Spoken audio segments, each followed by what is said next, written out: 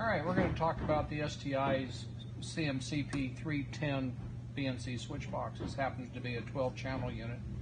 These are available in 6, 12, 24, 36, and 48 channel configurations.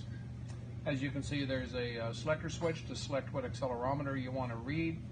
There's a BNC output for connecting your analyzer or data collector, and also a mil-spec 2-pin 5015 connector, male, in case that's the connector you're using on your data collector or analyzer. You'll notice that we have a sheet on the inside window that you can register the channels for each, so we know that this is the motor pump inboard or whatever. You just put this down all the way down for all 12 channels. Once the accelerometer is hooked up, you just select what channel you want to read and leave your data collector hooked up. So if you want to read channel 6, 7, 8, that's the way it works. The way we make these is we use a high-end Hoffman enclosure. These are fiberglass impregnated. It's not pure polycarbonate. They have a lot of problems in the field. These are very strong, and Hoffman makes an excellent product.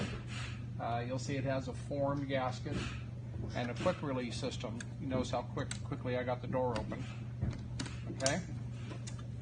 These are rated, as you can see the rating inside, are rated for Nema 4, 4X, 12, and 13. So we just simply advertise their Nema 4X. All of the STI designs for BNC switch boxes are available, both external and internal connectors. You can get the same type of box with this connectors on the outside, although we recommend that you always use an internal box. It stands up to corrosion better.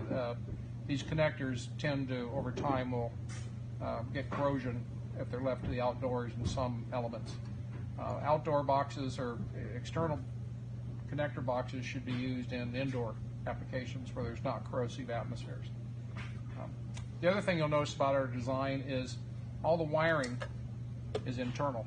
Once the accelerometer wires are mounted, there's no getting your hand in there to connect to a connector and jiggling the wires. That'll create bad connectors over time and cause problems with your readings.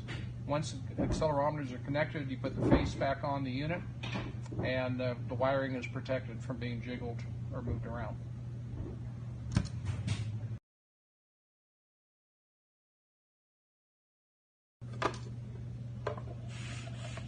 What we have is we have a back plate for terminal connections. So there's very large terminals to land all your accelerometers.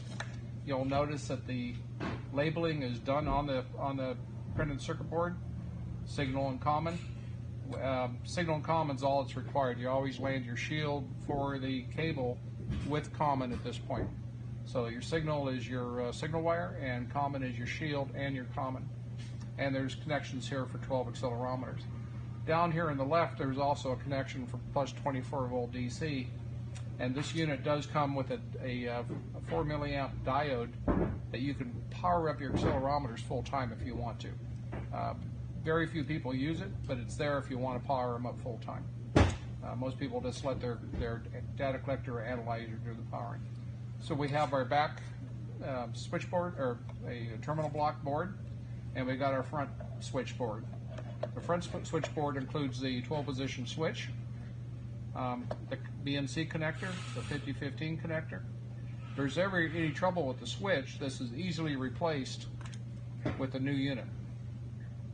Any troubles with the switch wearing out at all. The switch is connected by ribbon cable to the backboard. And once again, you punch your holes in the bottom, bring your wires in using Hummel fittings.